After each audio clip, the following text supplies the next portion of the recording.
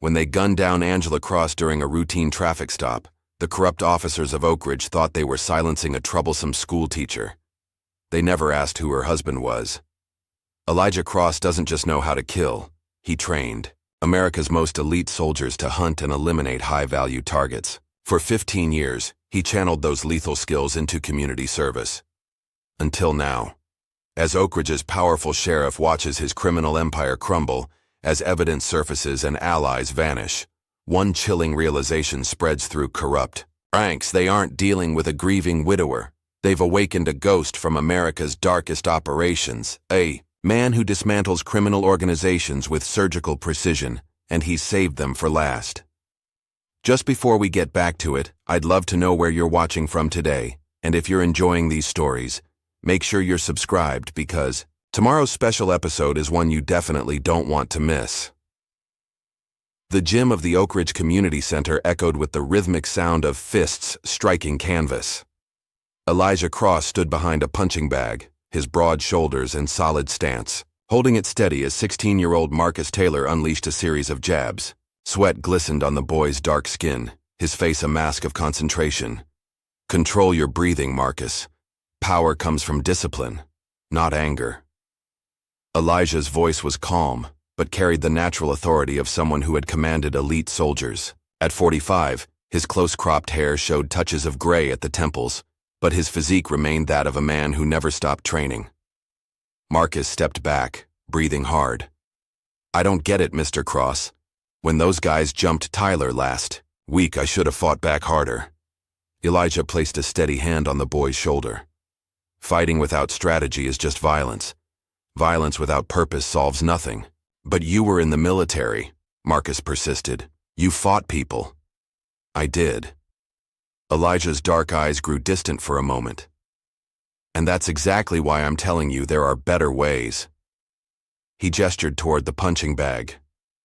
This isn't about teaching you to hurt others. It's about discipline, focus, and knowing when to fight and when to walk away. The doors to the gym swung open and Angela Cross walked in.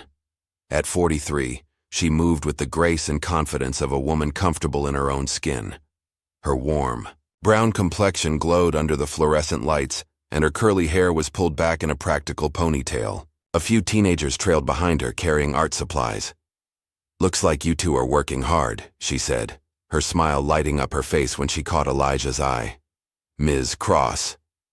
Marcus's demeanor immediately brightened. I got a B+ on that history test. I knew you could do it, Angela beamed at him. See what happens when you apply yourself? Elijah watched his wife with quiet admiration. This was her gift, seeing potential in people that they couldn't see in themselves. As an English teacher at Oak Ridge High School for 15 years, she had become a cornerstone of the community, turning around troubled students that other teachers had given up on. We should wrap up, Elijah said, checking his watch. The art group needs the space. As Marcus gathered his things, Angela approached Elijah, lowering her voice. Something happened at school today. The subtle tension in her voice immediately put Elijah on alert. Everything okay? I caught Chase Alderman selling pills behind the gym during lunch period. Her expression hardened. Not his first offense, but somehow the administration keeps giving him passes. Elijah frowned. Chase Alderman was the son of Martin Alderman, the wealthiest businessman in Oak Ridge. Martin owned half the commercial real estate in town and had his fingers in every political pie. His son had a reputation for trouble, but seemed to float above consequences. What happened when you reported it? Elijah asked, though he suspected the answer. Principal Wilson said he'd look into it, which means nothing will happen. Angela's frustration was evident. I confronted Chase directly after school, told him I wouldn't look the other way next time. Elijah's brow furrowed. How did he react? Like they all do when they've never faced real consequences, he smirked. Angela shook her head. Told me I should be careful who I mess with in this town. That sounds like a threat, Elijah said, his voice dropping an octave. I've dealt with entitled kids before, Angela replied, though concern flickered in her eyes. He's just a bully used to getting his way. Elijah nodded, but something cold settled in his stomach. In his former life as a Delta Force commander, he'd developed an instinct for approaching danger. Something about Chase's warning didn't sit right with him. Across town, Chase Alderman slouched in the leather chair in his father's home office, his handsome features twisted in a scowl. She thinks she can just embarrass me like that? In front of everyone? Chase's voice cracked with anger. At 18, he still carried the volatile emotions of adolescence, made worse by years of indulgence and lack of boundaries. Martin Alderman barely looked up from his computer screen. At 57, he had the polished appearance of old money, though everyone in town knew he'd built his empire through questionable real estate deals and political connections. It's a teacher's job to discipline students, Chase, Martin replied, dismissively.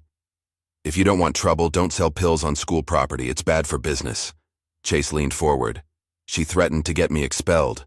Do you know what that would do to my college applications? This caught Martin's attention.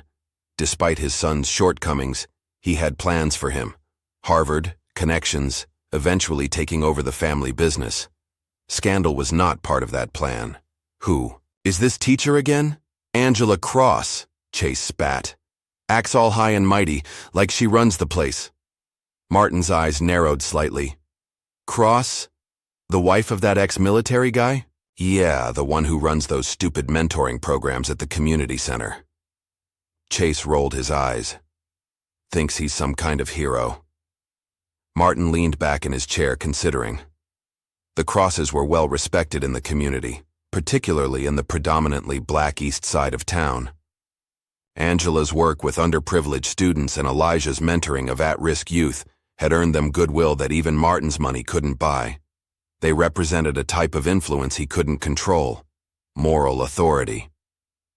Let me make a call, Martin said finally, reaching for his phone. Sheriff Bill Dalton's office was a shrine to his 25 years in law enforcement.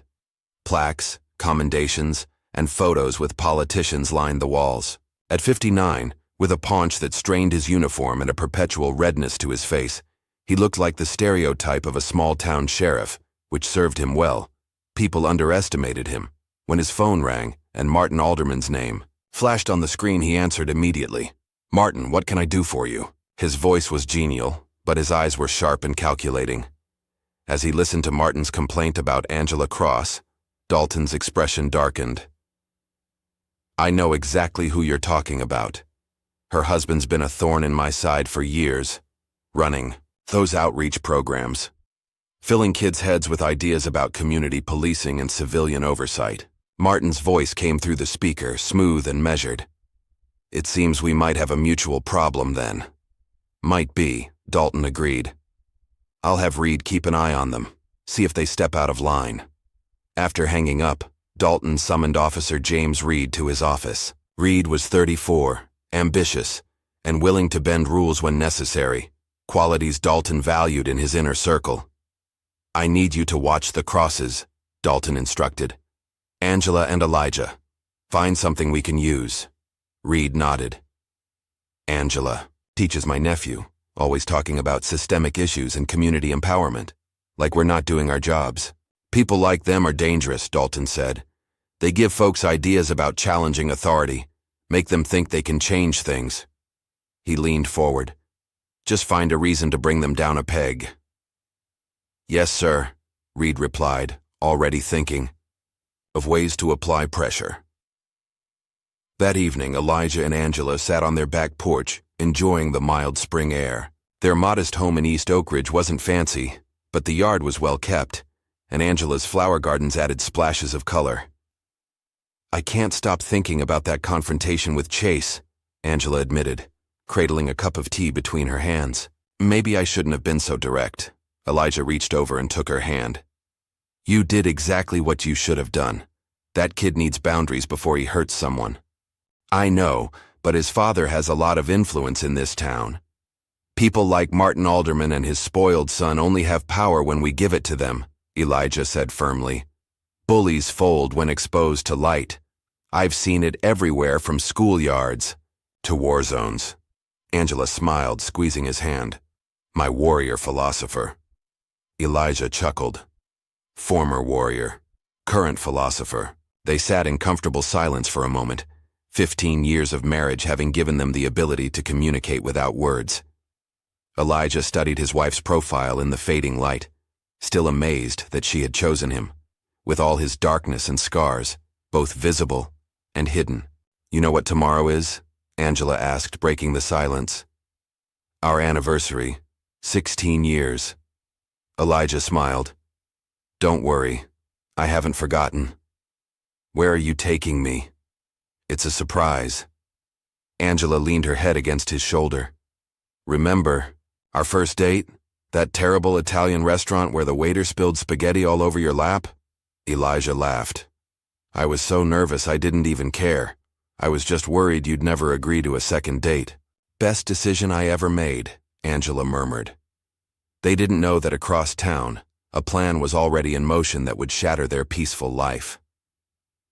The next evening, Elijah and Angela drove home from Antonio's, the upscale Italian restaurant that had become their tradition for anniversary dinners.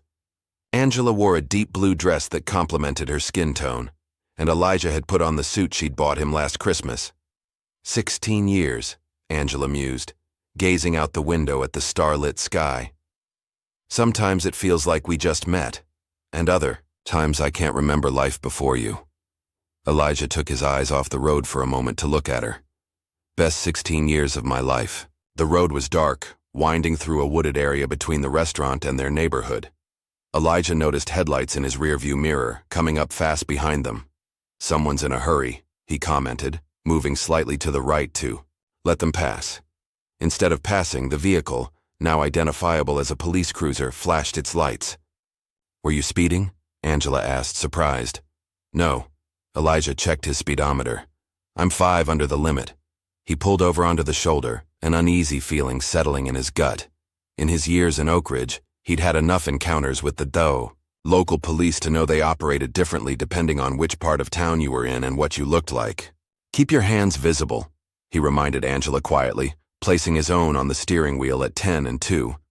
2 officers approached, one on either side of the car. Elijah recognized Officer Reed immediately. They'd had run-ins before at community meetings where Elijah had advocated for police accountability measures. The other officer was younger, someone Elijah didn't know. Reed shined his flashlight directly into Elijah's eyes. "License and registration." "May I ask why I'm being pulled over, officer?" Elijah kept his voice calm and respectful. "This vehicle matches the description of one involved in a reported robbery in the area," Reed said, his tone clipped. Elijah felt Angela tense beside him. Their car was a 7-year-old sedan, hardly distinctive. "I'm going to reach for my wallet." "Now," Elijah said clearly, moving slowly to extract his ID. He handed it to Reed, along with the registration from the glove compartment. Reed examined them with deliberate slowness. "Mr. Cross, the community center guy." His tone made it clear. This wasn't a coincidence. "That's right." Reed's flashlight moved to Angela. "Both occupants need to step out of the vehicle." "Is that really necessary, officer?" Angela asked. "We're just heading home from dinner." "Ma'am, I need you to exit the vehicle now." Reed's voice hardened. Elijah sensed escalation coming. "Angela, it's okay. Let's cooperate." He gave her a meaningful look, trying to communicate caution. They both carefully got out. 2 more patrol. Cars pulled up, and suddenly there were 6 officers surrounding them. The situation was spiraling beyond a routine traffic stop. "What's going on here?" Elijah asked, maintaining his composure despite the adrenaline now coursing through his system. "Turn around and place your hands against the vehicle, sir," the younger officer instructed Elijah. Angela stood her ground. "This is ridiculous. We've done nothing wrong. My husband is a respected community leader, and I'm a teacher at Oak Ridge High." Reed approached Angela, stepping too close. "Ma'am, when an officer gives you an instruction, you follow it." "I know my rights," Angela replied, straightening her spine. "You need probable cause for a search, and you've provided none." Reed's face darkened. "Always the same with you people. Think you know the law better than those who enforce it." Elijah recognized the dangerous edge in Reed's voice. His military training kicked in, assessing threats and exits, but he forced himself to remain outwardly calm. Escalation would only make things worse. "Angela, please," he began. But Reed had already grabbed Angela's arm. "You're going to cooperate, or you're going to jail. Take your hands off me." Angela tried to pull away. Reed shoved her hard against the car. The movement was sudden, aggressive, and entirely unnecessary. Everything happened in seconds after that. Elijah moved forward instinctively to protect his wife. Another officer shouted, "Gun!" A shot rang out, the sound exploding in the quiet night. Angela's body jerked. Her blue dress bloomed with red. "No!" Elijah's scream tore through the air as Angela collapsed. He lunged forward, catching her before she hit the ground. The officers backed away, weapons drawn, shouting contradictory commands. "Freeze! Hands up! Get on the ground!" Elijah heard none of it. His world had narrowed to Angela's face, her eyes wide with shock. "Stay with me, baby. Stay with me." His hands pressed against the wound in her chest, but blood seeped between his fingers. "Eli," her voice was barely a whisper. "Someone call an ambulance." Elijah roared, but the officers stood frozen, the reality of what they'd done slowly sinking, and Angela's gaze began to lose focus. No, Angela, look at me, look at me." Elijah cradled her face, feeling the life ebbing from her with each passing second. Her body went limp in his arms. In that moment, something broke inside Elijah Cross. Something fundamental and irreparable.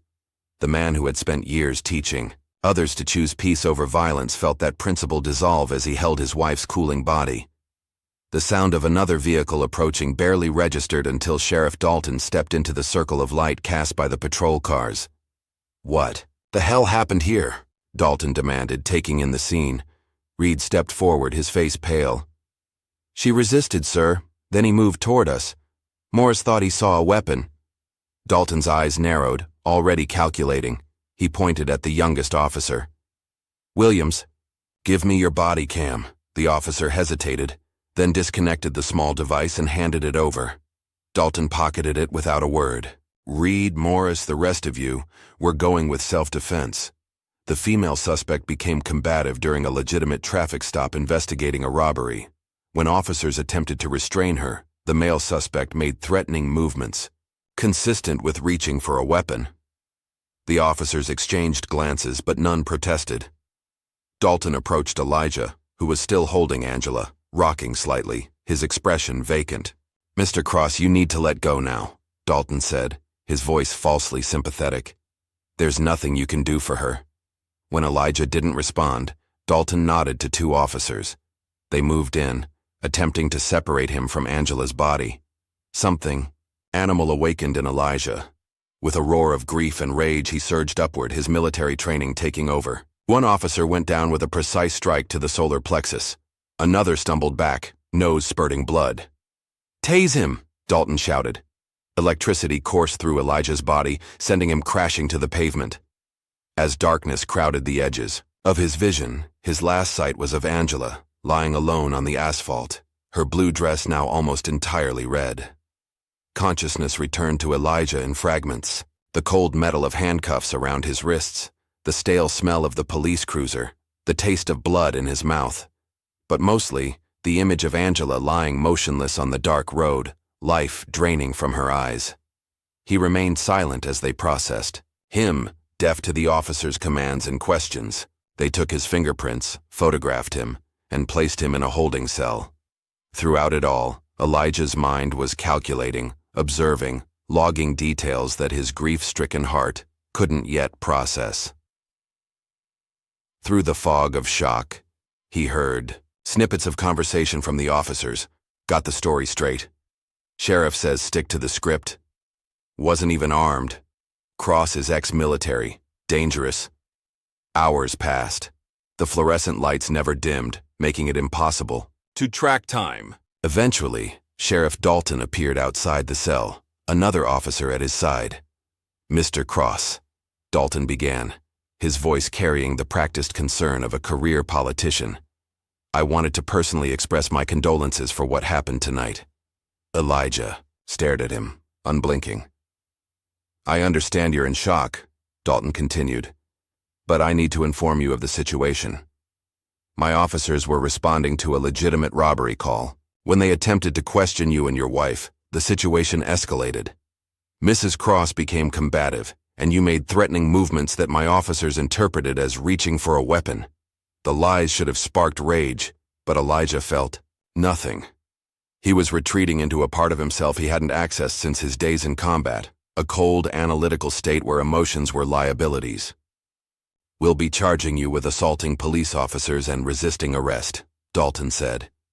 Given your military background and the violent nature of your response, I've requested you be held without bail pending a psychiatric evaluation.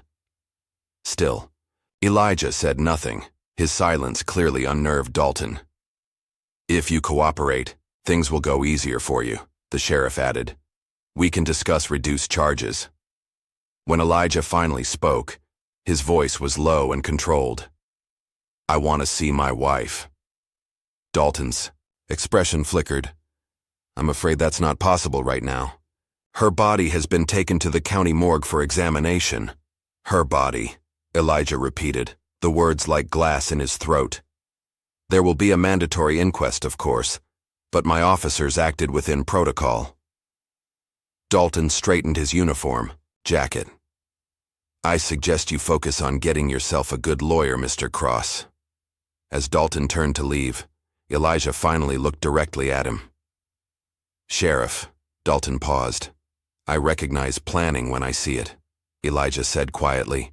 This wasn't a traffic stop gone wrong, this was deliberate. A muscle twitched in Dalton's jaw. Be careful with accusations like that, Mr. Cross. They might add to your troubles. After they left, Elijah sat on the hard bench, his back against the cold concrete wall. His mind began methodically reviewing the events of the evening, analyzing them with the precision he'd used when planning military operations. The traffic stop on a quiet road. 6 officers for a routine pullover. Reed's immediate aggression. The planted evidence they'd surely claim they found in his car. Angela's death wasn't an accident, it was an execution. While Elijah sat in his cell, the machinery of the cover-up was already in motion. In Sheriff Dalton's office, Officer Reed paced nervously while Dalton spoke on the phone. Martin, it's handled, Dalton was saying. No, it wasn't supposed to go that far, but we can use this to our advantage. Yes, I've already spoken to the DA. Don't worry about Cross, he's contained. After hanging up, Dalton turned to Reed. Sit down before you wear a hole in my floor. Reed collapsed into a chair. This is bad, sir. We killed an unarmed woman, a beloved teacher. No. Morris killed an armed suspect who was reaching for a gun during a legitimate traffic stop, Dalton corrected. That's the story. That's the only story. But there was no gun, Reed protested. Dalton pulled open a drawer and took out a small, unregistered pistol. There is now. Williams will place it at the scene during the investigation. It will have Cross's prints on it from the firearms certification he did at the range last month. Reed looked sick. Jesus, Sheriff. Pull yourself together, Dalton snapped. This isn't just about tonight. The Crosses have been undermining our authority in this town for years.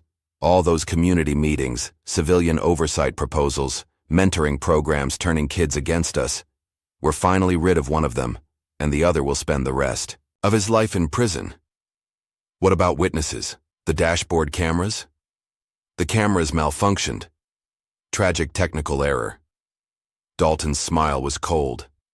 As for witnesses, there weren't any. Just officers doing their jobs against a dangerous suspect. The press will ask questions. Angela Cross was respected. And the press will get answers. I've already called Frank at the Oak Ridge Herald.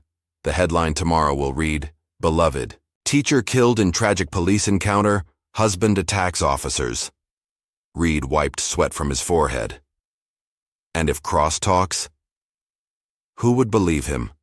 By tomorrow, he'll be painted as an unstable, violent ex-military man who couldn't readjust to civilian life, a tragedy waiting to happen.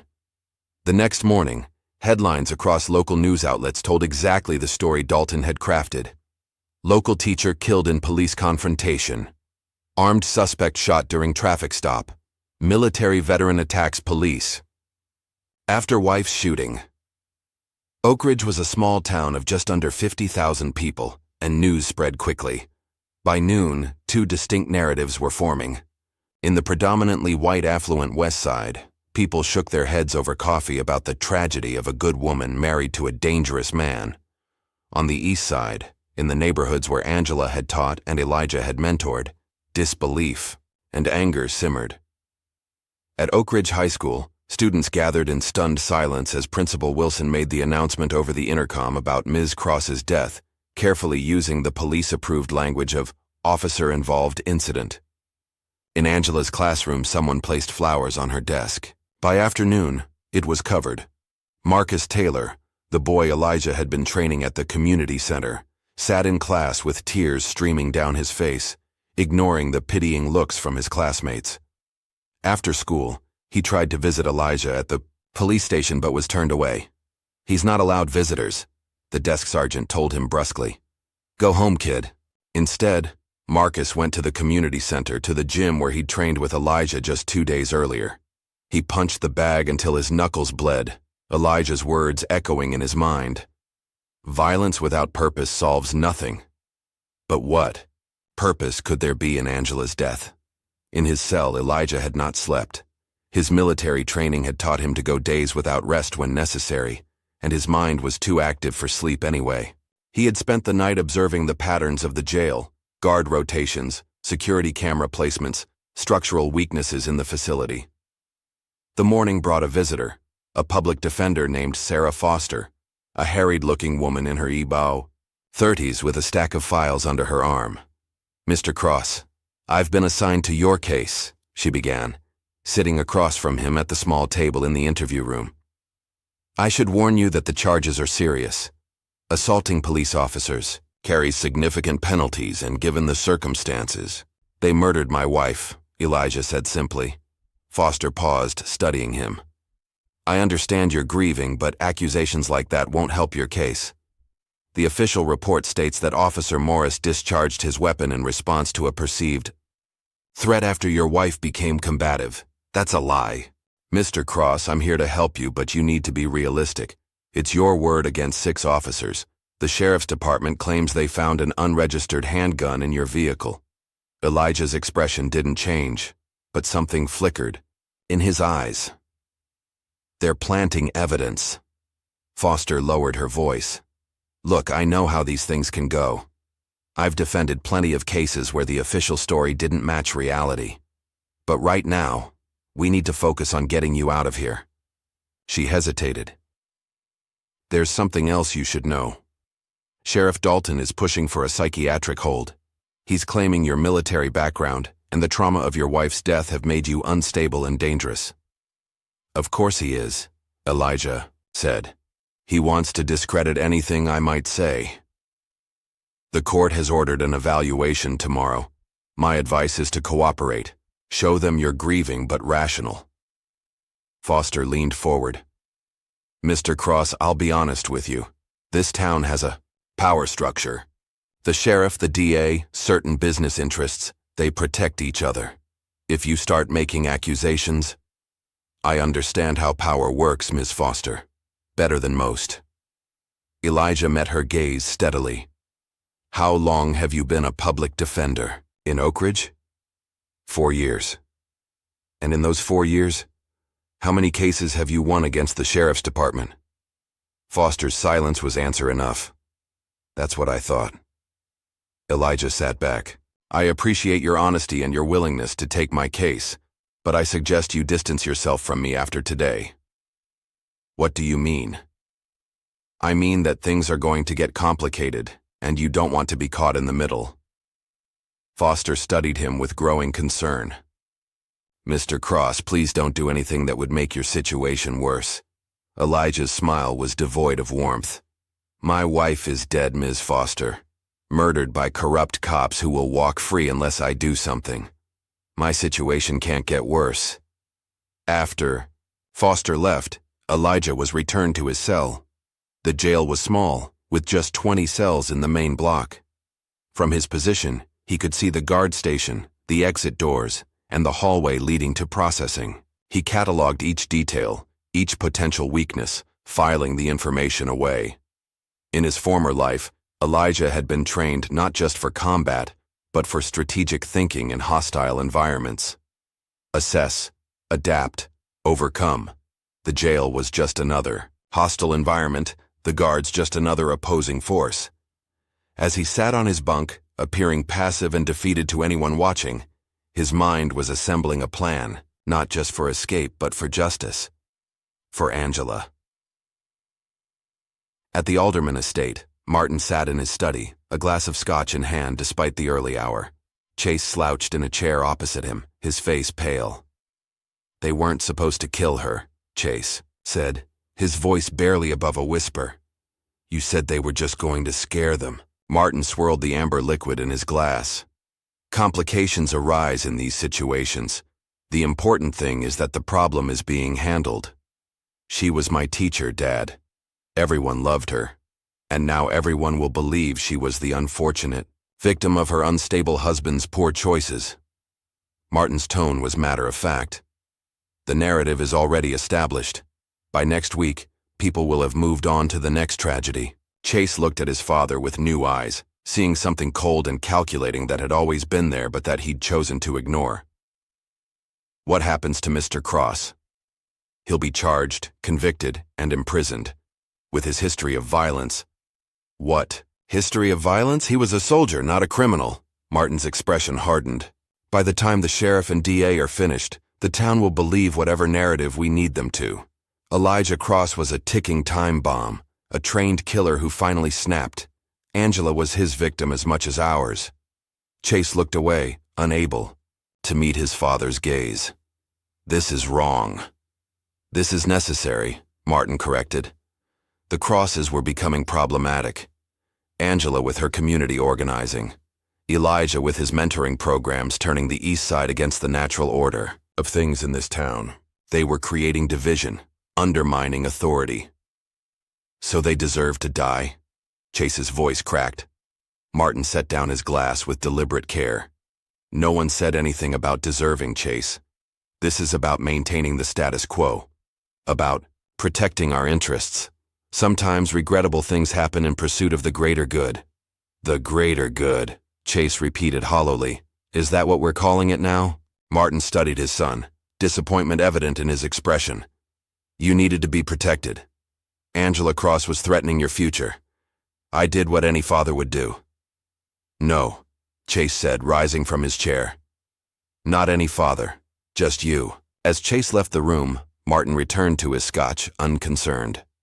His son would come around eventually. He always did. The real issue now was ensuring that Elijah Cross remained contained. There was something about the man that made Martin uneasy, a quiet capability that suggested he might not be as easily disposable as his wife had been. Martin reached for his phone to call Sheriff Dalton. Better to ensure that all loose ends were properly tied up. That night, as Elijah lay on his bunk staring at the ceiling, a guard approached his cell. "Cross, you've got mail." The guard passed a small envelope through the bars. Elijah examined it. No return address, no postmark. It had come from inside the system. When the guard had moved on, Elijah carefully opened the envelope. Inside was a single piece of paper with a typed message. "The enemy of my enemy is my friend. Help is coming. Stay ready." Cipher. Elijah stared at the cryptic message for a long moment, then methodically tore it into tiny pieces and flushed them down the toilet in his cell. For the first time since Angela's murder, a flicker of something like hope stirred in his chest. Not hope for redemption or peace. Those possibilities had died with Angela on that dark road. But hope for justice, for vengeance. Elijah Cross, the man who had spent years teaching others to choose peace over violence, made a silent vow as he returned to his bunk. Sheriff Dalton, Officer Reed, Martin Alderman, and everyone else involved in Angela's death would pay. Not quickly, not cleanly, but thoroughly and completely. They had taken everything from him. Now he would take everything from them, and as he finally closed his eyes, allowing himself a few hours of tactical rest before the coming storm, the last image in his mind was Angela's face, not as she had looked in death, but in life. Strong, principled, and loving. The woman who had believed in second chances and rehabilitation over retribution. "I'm sorry, Angela," he whispered to the empty cell. "But some things can't be forgiven." 3 days had passed since Angela's death. 3 days of Elijah observing, calculating, and waiting. The guards had fallen into a predictable pattern. Shift changes at 7 a.m. and 7 p.m., meal deliveries at fixed times, security checks every 2 hours. The night guard, Peterson, was particularly lazy, spending most of his shift playing games on his phone. Elijah also noted the structural weaknesses of the facility. It was an old building, retrofitted with modern security systems, but fundamentally flawed in its design. The ventilation system hadn't been updated, and the cell door locks were electronic but with manual overrides, standard protocol for fire safety. On his 4th morning in custody, a new inmate was brought in and placed in the cell across from Elijah's. The man was in his 50s, with salt and pepper hair and the lean, alert physique that Elijah recognized immediately as military or intelligence. Once the guards moved away, the man caught Elijah's eye and gave an almost imperceptible nod. When the block was quiet, the man spoke, his voice barely audible. "Elijah Cross. Been following your work at the community center." Elijah studied him. "Who are you?" "Name's Darius Wright. Former CIA." He glanced toward the cameras. "We have about 30 seconds between camera sweeps to talk." "What are you in for?" Elijah asked. "Officially? Drunk and disorderly." "Really?" "I'm here because Cypher sent me." Elijah remained impassive, but his pulse quickened. "Who is Cypher?" "Someone who's been watching Dalton for years, gathering evidence on his operation." Darius leaned closer to the bars. "It's not just petty corruption, Cross. Dalton and Alderman are running drugs, weapons, laundering money. They've got half the department on their payroll. And my wife?" Darius's expression sobered. "She was getting too close. That confrontation with Alderman's kid was just the excuse they needed." The pieces fell into place in Elijah's mind. Angela had been trying to protect her students, unknowingly threatening a much larger criminal enterprise. Her death wasn't just about silencing a teacher who stood up to a spoiled rich kid. It was about protecting a criminal empire. "I'm going to kill them all," Elijah said quietly, the words more statement of fact than threat. "You can't do it from in here," Darius replied. "And that's not the right play anyway. Killing them is too quick. You need to dismantle everything they've built, expose them, make them watch as their world collapses." "So what's your plan?" "Don't have one, but I'm guessing you do." Elijah had indeed been formulating an escape strategy. The psychiatric evaluation scheduled for today would move him out of his cell, creating opportunity. But he'd need a distraction. "Be ready at 2 p.m., Elijah said. "When they take me for evaluation." Darius nodded once, then turned away as a guard approached on rounds. 2 o'clock came. 2 guards arrived to escort Elijah to his psychiatric evaluation. As they led him down the corridor, handcuffed but not shackled, Elijah remained compliant, head down, presenting the image of a broken man. They passed the communal area where several inmates were having their recreation time. Darius was among them, engaged in what appeared to be a friendly card game. As Elijah passed, Darius caught his eye and gave the slightest nod. Suddenly, Darius stood, flipping the table. "You cheating son of a bitch!" he shouted at another inmate. Chaos erupted. The guards escorting Elijah hesitated, torn between their assignment and the fight breaking out. One guard moved to assist, leaving Elijah with a single escort. It was the opening he needed. In one fluid motion, Elijah brought his cuffed hands up and then down hard, using the chain between the cuffs to trap the remaining guard's arm. A precise strike to the throat silenced any alarm, and a sweep of the leg brought the guard down. Elijah used the guard's own body weight to dislocate his shoulder, rendering him unconscious from the pain.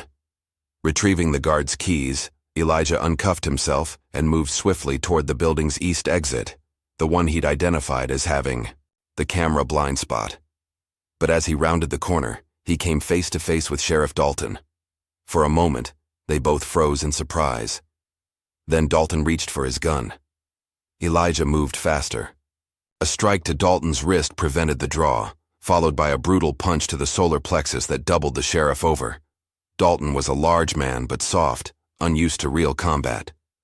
"This is for Angela," Elijah growled, delivering a precise blow to Dalton's temple that sent him crashing to the floor. Alarms began blaring. Elijah knew he had seconds, not minutes. He took Dalton's gun, ID badge, and keys, then headed for the exit. The door required keycard access.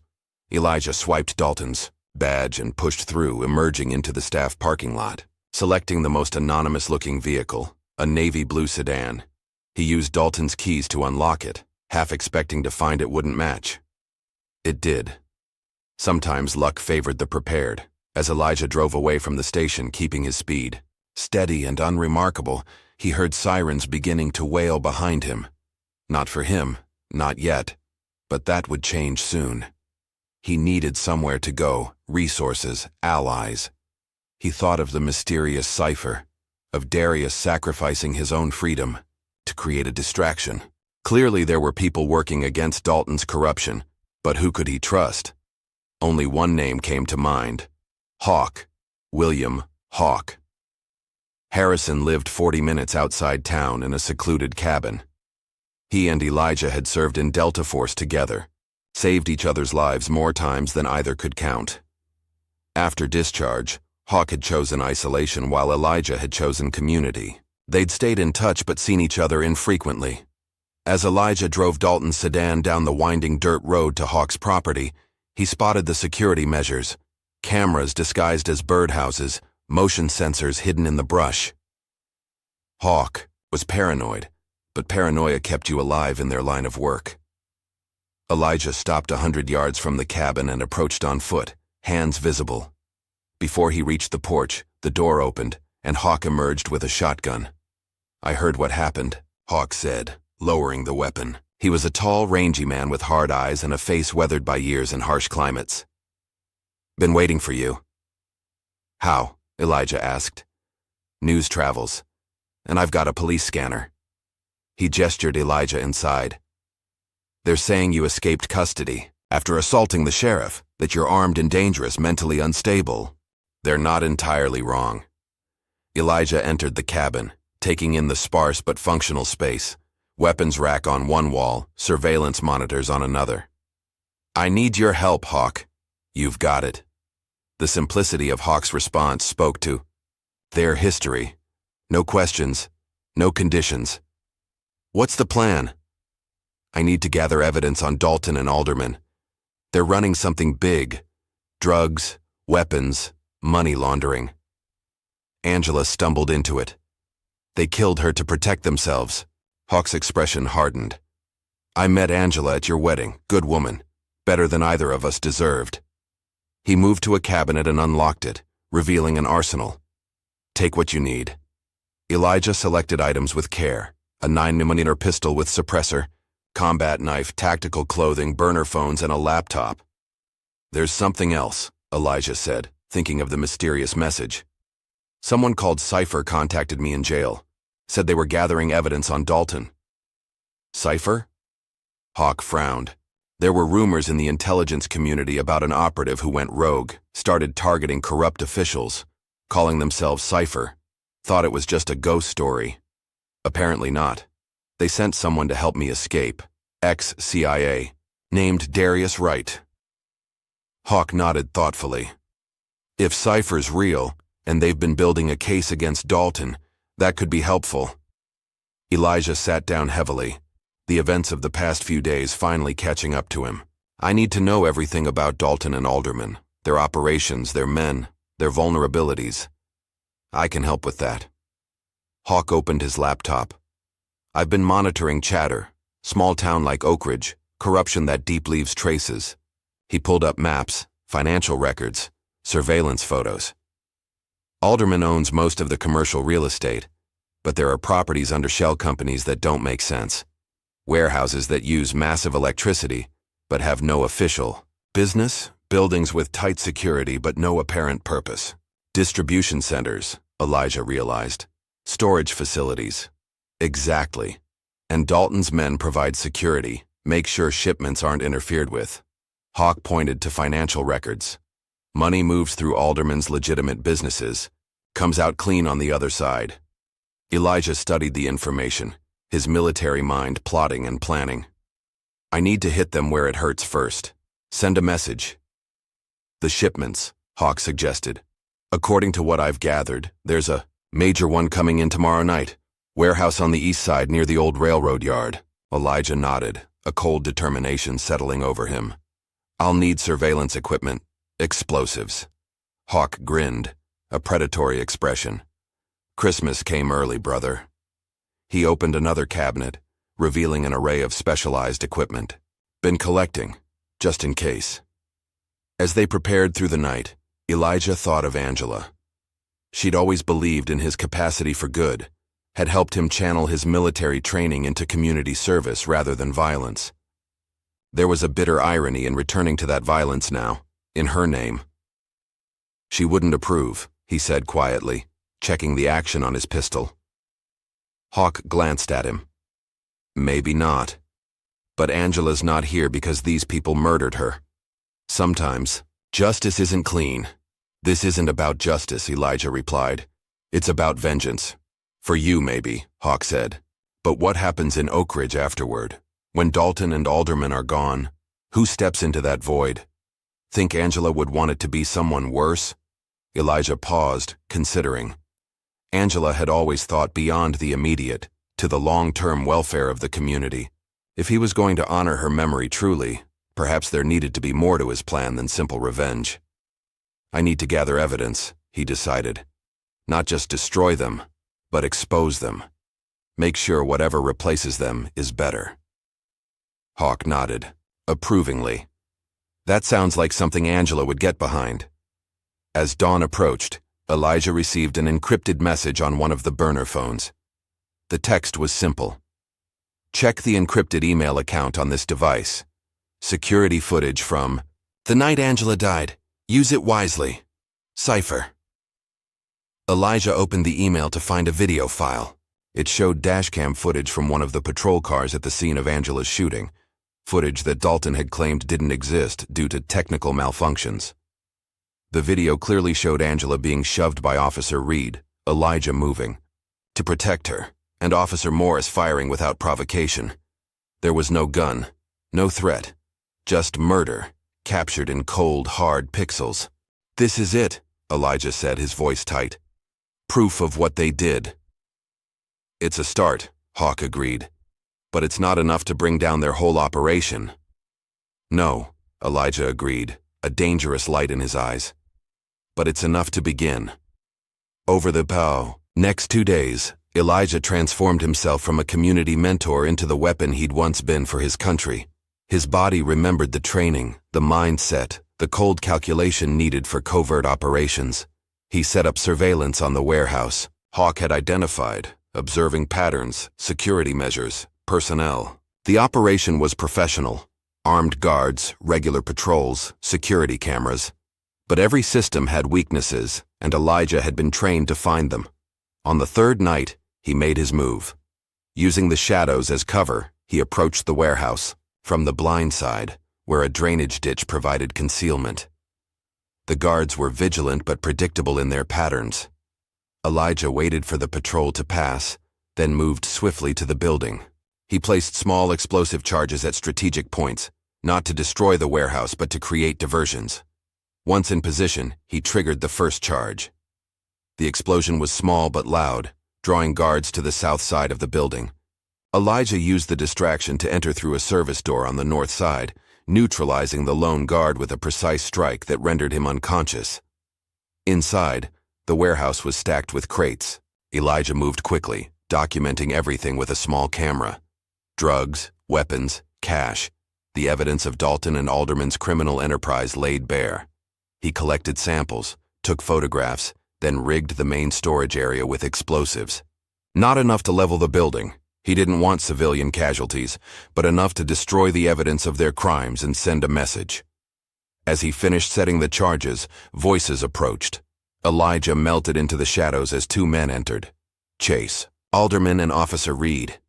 "Dad's going to kill me," Chase was saying, his voice tense. This was supposed to be a simple pickup.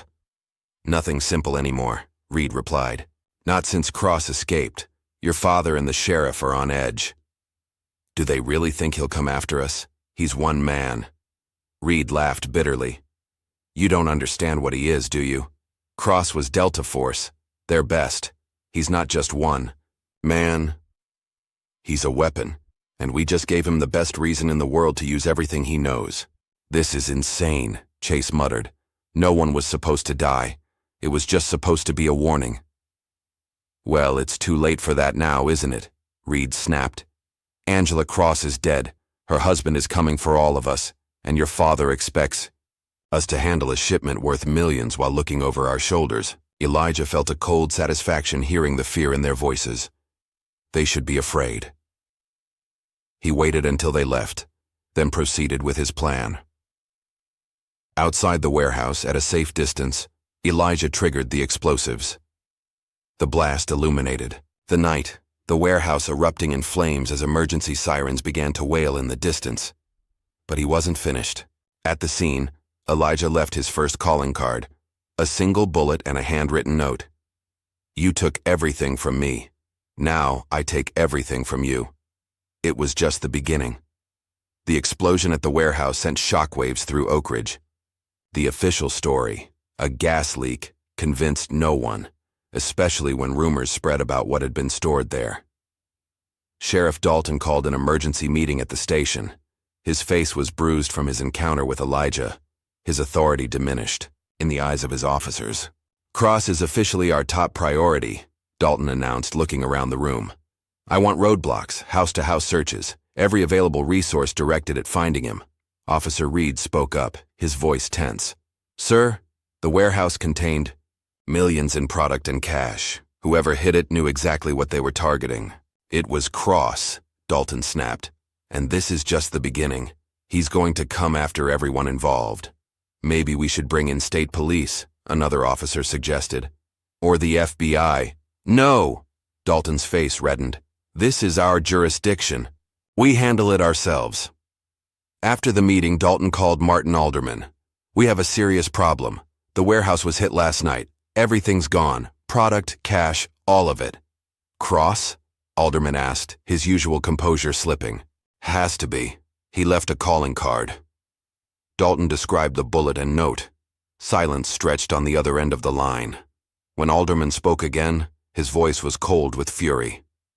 Find him, whatever it costs. I want him dead before he can do any more damage. I'm bringing in professionals, Dalton said. Mercenaries with the right skill set to handle someone like Cross. Do it, Alderman authorized. Money is no object. While Dalton and Alderman scrambled to contain the damage, Elijah planned his next move. The warehouse had been a warning shot. Now it was time to start breaking the chain of command. Officer Morris, who had fired the shot that killed Angela, lived in a small house on the west side of town. Elijah watched the house for a full day, noting Morris's routine, his security measures, minimal, and his habit of drinking heavily after his shift. That night, when Morris staggered home alone, Elijah was waiting. Morris fumbled with his keys. At the door, too intoxicated to notice the shadow that detached itself from the darkness behind him, he felt only a sudden pressure as Elijah's arm locked around his throat, cutting off blood flow to his brain. Seconds later, Morris collapsed, unconscious, but alive. Elijah dragged him inside. When Morris awoke, he was duct-taped to a chair in his own living room. His service weapon was on the coffee table just out of reach, and across from him sat Elijah Cross, calm and still as death. Officer Morris, Elijah said quietly, you don't know me, but you murdered my wife. Morris's eyes widened in terror. He tried to speak through the tape covering his mouth, producing only muffled sounds of panic. Elijah reached forward and ripped the tape away. I have questions. You have answers. How this goes depends on your cooperation. Please, Morris gasped. It was an accident. I never meant to shoot her. The dashcam footage says otherwise, Elijah replied, his voice still unnervingly calm. But right now, I'm more interested in what happened afterward. The cover-up. Who gave the orders? Morris swallowed hard. Dalton. He said we needed to make it look like your wife was the aggressor, that you were dangerous. And the planted gun? That was Reed's idea. Dalton approved it. Elijah nodded, as if confirming something he already knew. Tell me about Alderman, his operation. I don't know details, Morris protested. I'm just patrol. Dalton keeps the major operations compartmentalized. But you know it exists. Elijah's stare was unrelenting. Drugs, weapons, money laundering. Morris hesitated, then nodded. Everyone knows. The smart ones stay quiet and take their cut. The ones who don't end up like my wife, Elijah finished.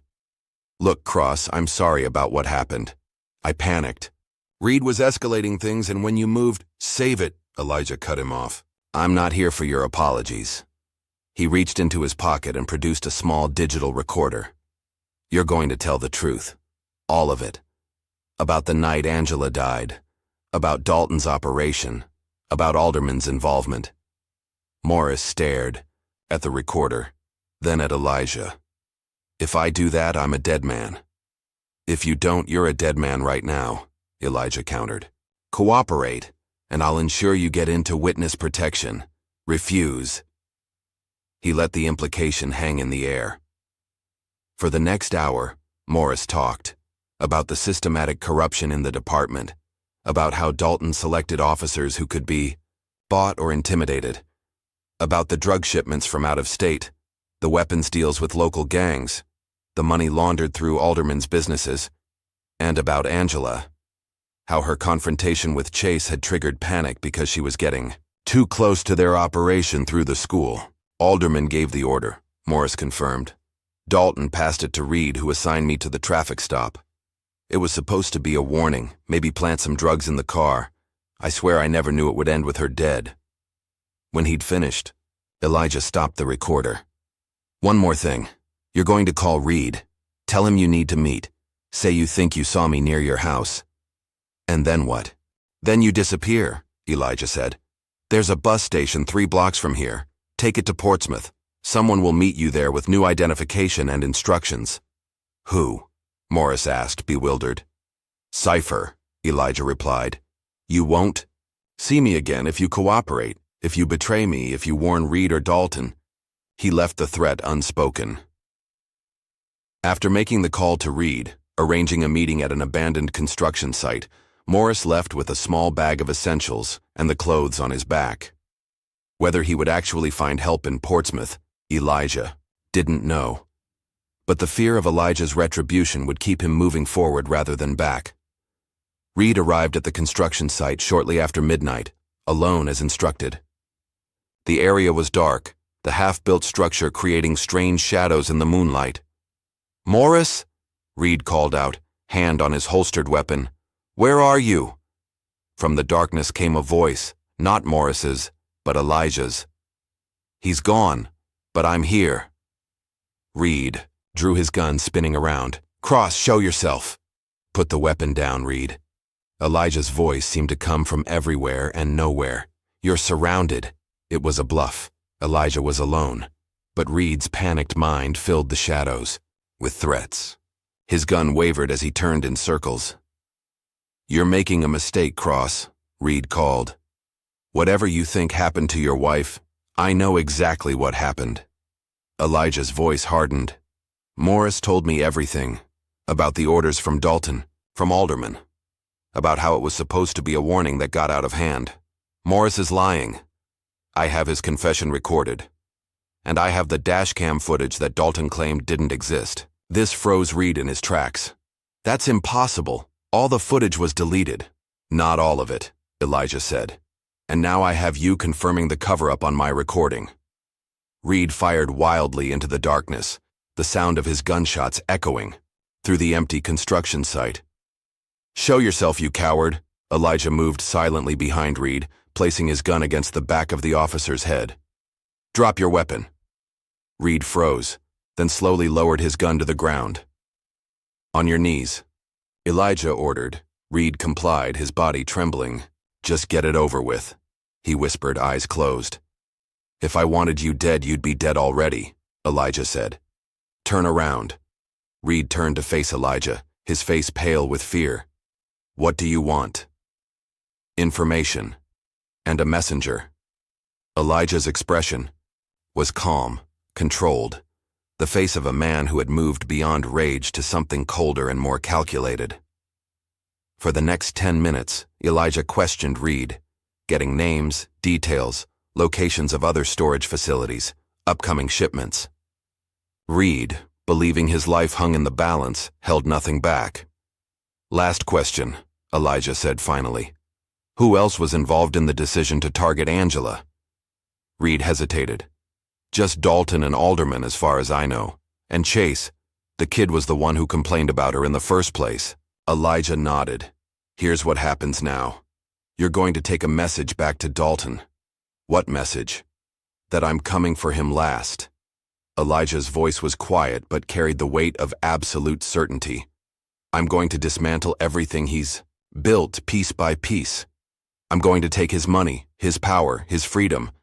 And then, when he has nothing left, I'm coming for him." Reed stared at Elijah, seeing not grief or rage, but something far more terrifying, methodical, implacable purpose. "Tell him he can run, he can hide, he can call in every favor and hire every mercenary. It won't matter." Elijah stepped back, fading into the shadows. "Tell him I'll see him soon." By the time Reed gathered enough courage to reach for his gun, Elijah was long gone, leaving behind only the echo of his promise. The next morning, a video appeared online. It showed Officer Morris, face clearly visible, detailing the corruption in the Oak Ridge Police Department, the criminal network run by Sheriff Dalton and Martin Alderman, and the truth about Angela Cross's death. The video went viral within hours, picked up by local news stations and then regional networks. Alongside it was the dashcam footage, undeniable evidence that Angela had been murdered without cause.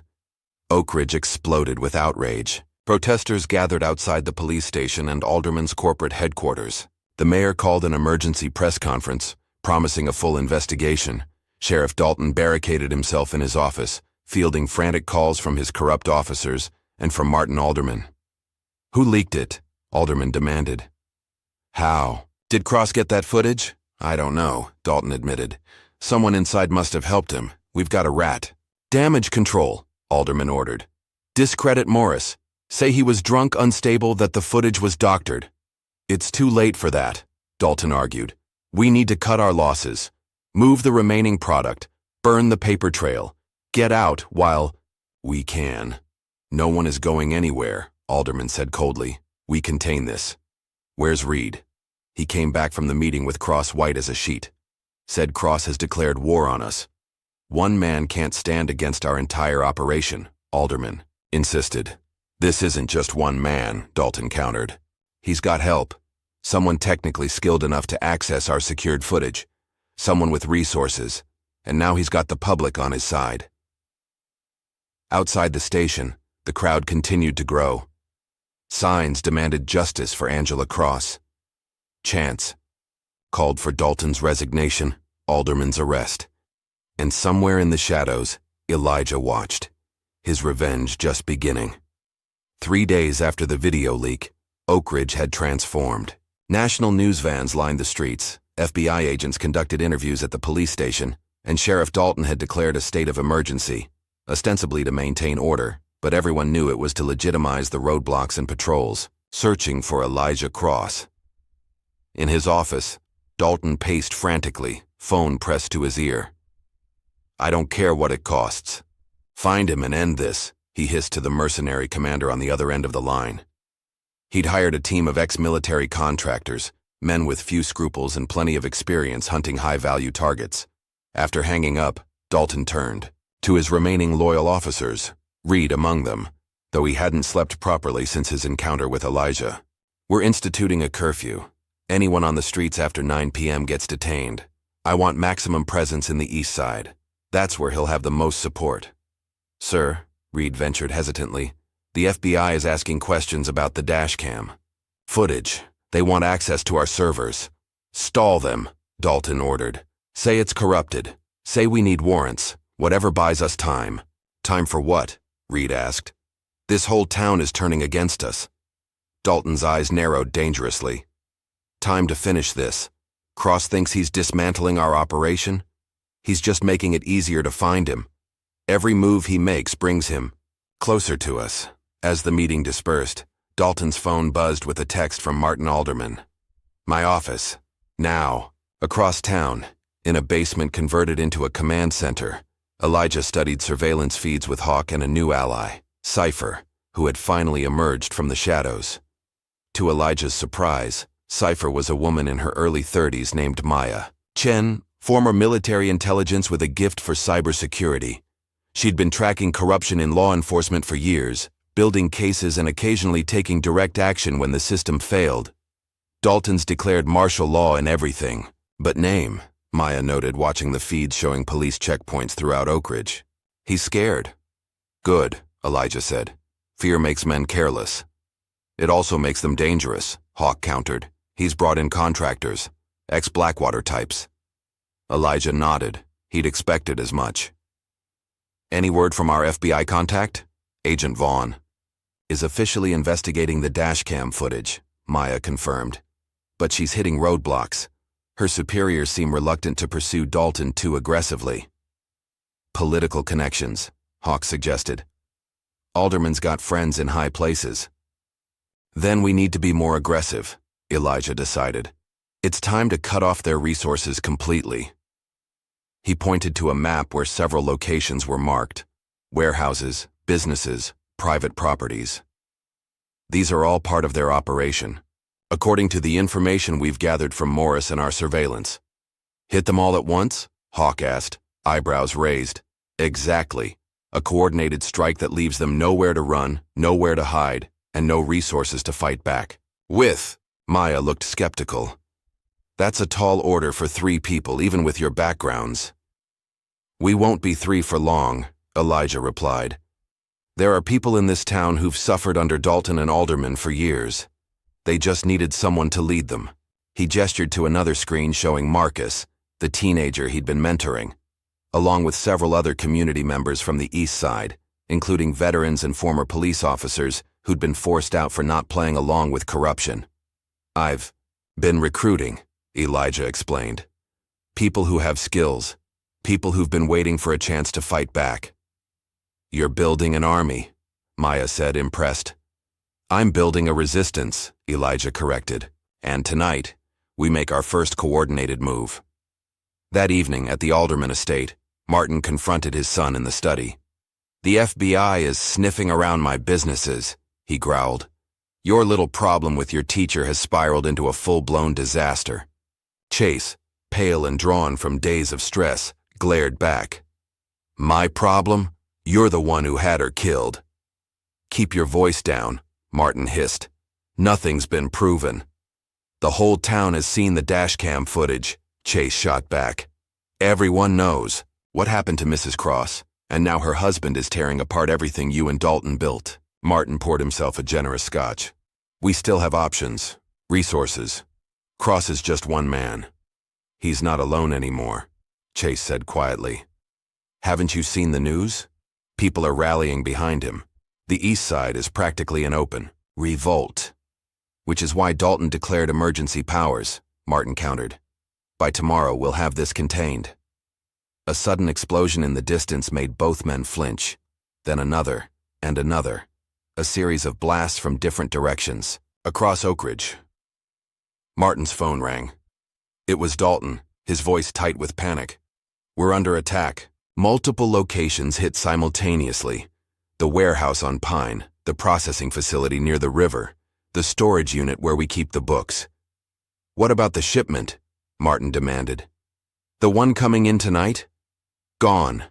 Intercepted. Cross left another message, said he's just getting started. Martin ended the call, his face ashen. He's hitting everything at once, he told Chase. Somehow he knows all our locations, all our operations. What do we do? Chase asked, fear evident in his voice. We leave, Martin decided. Now, I have contingency plans, accounts overseas. We can be out of the country by morning. But as they moved toward the door, the power in the mansion cut out, plunging them into darkness. Emergency lights activated. casting eerie shadows. Then the security system began to wail. "What's happening?" Chase demanded. Martin grabbed a gun from his desk drawer. "It's him. He's here." At the police station, chaos reigned. Reports of explosions and raids flooded in faster than Dalton could process them. The mercenaries he'd hired were scattered across town, trying to respond to multiple threats simultaneously. "Sir," an officer burst into his office, "the National Guard is mobilizing. The governor's office says they're responding to reports of paramilitary activity in Oak Ridge." "No." Dalton slammed his fist on the desk. "This is my jurisdiction. I didn't authorize—" "Sir, I don't think they're asking permission," the officer interrupted. "And there's something else. Someone's hacked our communications. Every radio, every computer, they're all broadcasting a message." Dalton grabbed the nearest radio and heard Elijah's calm, measured voice. "Citizens of Oak Ridge. For years, Sheriff Dalton and Martin Alderman have poisoned this town with corruption and violence.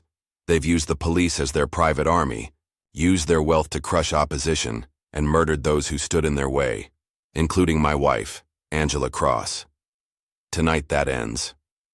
The broadcast continued, detailing specific crimes, locations, naming corrupt officers, politicians, and businessmen who had enabled Dalton and Alderman's criminal enterprise. "He's exposing everything," Reed said, his face pale. "Everyone." As if to confirm his fears, Dalton's phone buzzed with a series of texts from his co-conspirators, all variations on the same theme. "Deal's off. I'm out. Don't contact me again." The rats were fleeing the sinking ship. "Get to Alderman's," Dalton ordered Reed. "We're leaving town. Tonight." Reed hesitated. "Sir, the roads are blocked. Cross's people are everywhere. And now the National Guard is coming." "Then we fight our way out," Dalton roared, grabbing his tactical gear. "I'm not going down because of one grieving husband with a vendetta." As they prepared to leave, a call came in from one of the mercenaries. "Sheriff, we've got a problem at the North Checkpoint. Someone's approaching, alone, unarmed." "Who?" Dalton demanded. "It's Cross. He says he wants to talk to you, face to face." Dalton exchanged looks with Reed. "Is this a trap?" "Has to be," Reed replied. "But maybe it's also an opportunity." A slow, dangerous smile spread across Dalton's face. "Tell the team to let him approach. But be ready. When he's in range, take the shot." Elijah approached the police checkpoint alone, hands visible, face illuminated by the harsh spotlights. He knew it was a risk, but a calculated one. Behind him, throughout Oak Ridge, his network was dismantling what remained of Dalton and Alderman's operation. This confrontation was meant to be a distraction. Keep Dalton focused on him while the real work continued elsewhere. "That's far enough." "Cross," a mercenary called out, rifle trained on Elijah's chest. Elijah stopped, 20 yards from the barricade. "I'm here to speak with Sheriff Dalton." "Sheriff's busy," the mercenary replied, "but he left a message for you." Elijah sensed the trap an instant before it was sprung. He dove sideways as a sniper round cracked through the air where his head had been. Rolling behind a parked car, he heard the mercenaries changing position, surrounding him. The confrontation had been a gamble. Now came the second part of his plan. An explosion rocked the police station a block away. Not destructive, just loud and bright enough to draw attention. As the mercenaries turned instinctively toward the blast, Elijah moved, swift and silent, using the distraction to slip between buildings and disappear into the network of alleyways he'd memorized for just this purpose. By the time the mercenaries realized he was gone, Elijah was already halfway to his actual target, Martin Alderman's mansion. Martin and Chase Alderman had abandoned their plans to flee when they realized the roads were blocked. Now they huddled in Martin's panic room, a reinforced chamber beneath the mansion stocked with supplies, weapons, and communication equipment. The mercenaries failed, Martin said grimly, hanging up the secure phone. Cross escaped the ambush. Dalton's on his way here. "Why here?" Chase demanded. "We should be running." "There's nowhere to run," Martin replied. "But this room is built to withstand anything short of military-grade explosives. We waited out here, let Dalton's men handle Cross, then slip away. When the National Guard arrives and creates confusion." A noise from the main house made them both freeze. Security system says all clear, Martin whispered, checking the monitors. Then why do I hear footsteps? Chase hissed back. The panic room door, 3 inches of reinforced steel, suddenly groaned as something heavy slammed against it from the outside. Impossible, Martin breathed. That door can't be breached without the code. Another slam, and the door's electronic lock flickered. Unless someone gave him the code, Martin said slowly, turning to look at his son with sudden suspicion. Chase backed away. I didn't. I would never. A third impact, and the door swung open to reveal Elijah Cross, flanked by Hawk and Marcus, the teenager from the community center. Martin Alderman, Elijah said calmly. We need to talk. Sheriff. Dalton arrived at the Alderman estate 30 minutes later, with Reed and 4 mercenaries in tow. The mansion's front gate hung open, security systems disabled. Spread out, Dalton ordered. Find Alderman and his son, and if Cross is here, shoot on sight. The mercenaries moved with professional efficiency, clearing rooms, checking corners. Dalton and Reed headed for Martin's study, where a light burned despite the rest of the house being dark. Inside, they found Martin Alderman tied to his office chair, his face bloody but conscious. A laptop sat open on the desk in front of him, screen glowing. Martin! Dalton rushed forward. Where's Cross? Alderman's eyes were wide with fear.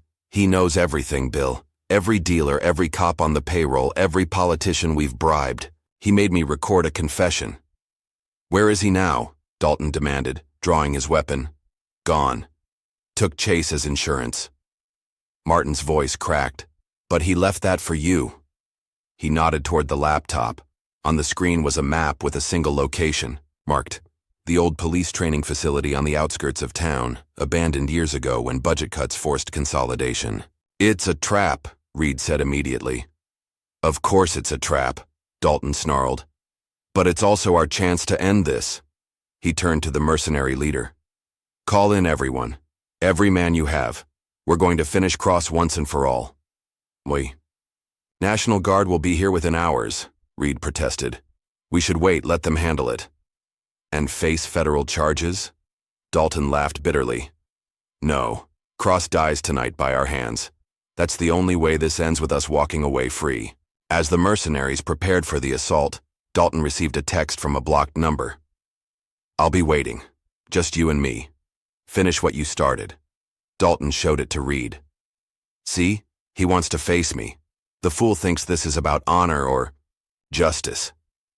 And if it's another diversion, Reed asked, what if his real target is elsewhere?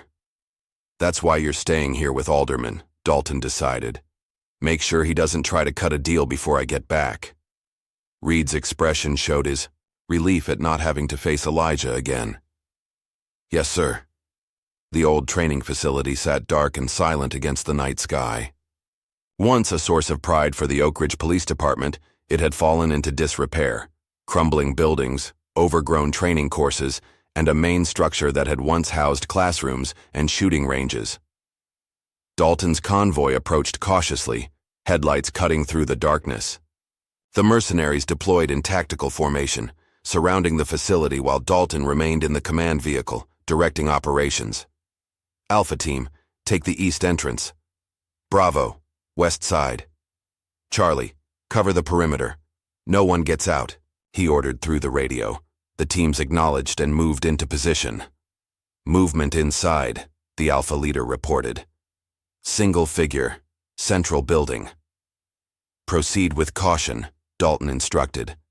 Remember, he's ex-military, trained in guerrilla tactics. The mercenaries advanced, weapons ready. As they breached the main building, the facility's old emergency lighting suddenly flickered to life, casting long shadows through the corridors. Sir, something's wrong, Alpha leader reported. The building's rigged. I'm seeing tripwires, pressure, plates.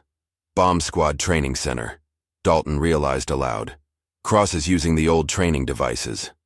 Before the team could retreat, the first explosion rocked the eastern wing of the building. Not lethal, designed to stun rather than kill, but effective at creating chaos. Through the radio came shouts of confusion as smoke filled the corridors.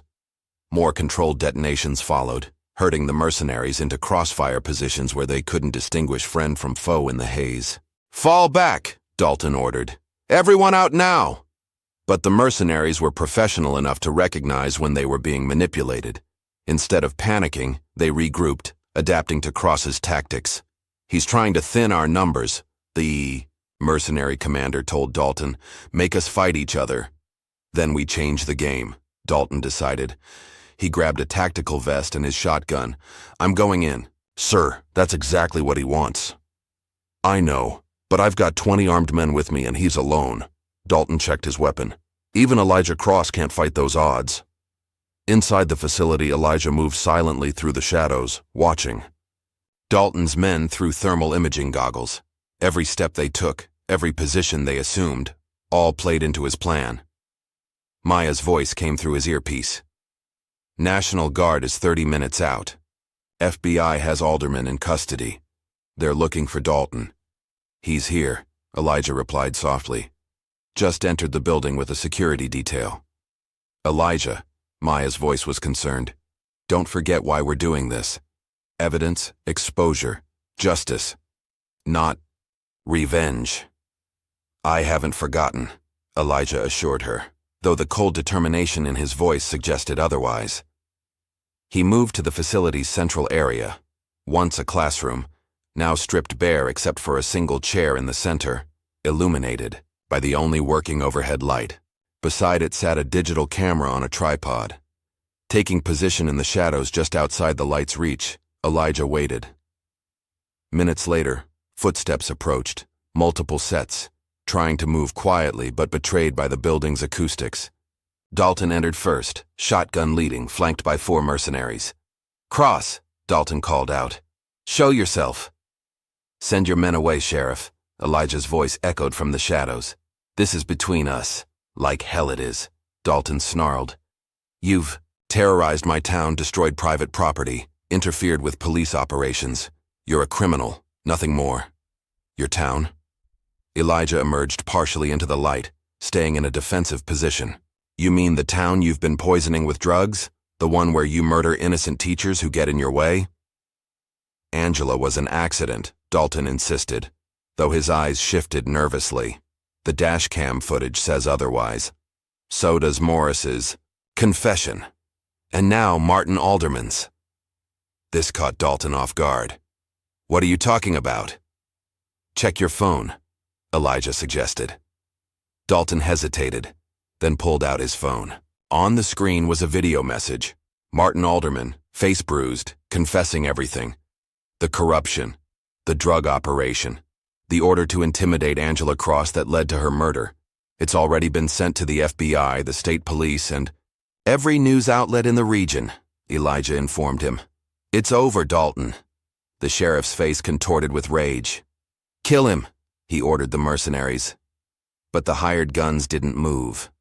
"They're professionals," Elijah explained. "They know a losing proposition when they see one, and they've just received proof that their employer is a murderer and drug trafficker. Bad for their reputation." The mercenary leader lowered his weapon. "He's right. We're out, Sheriff.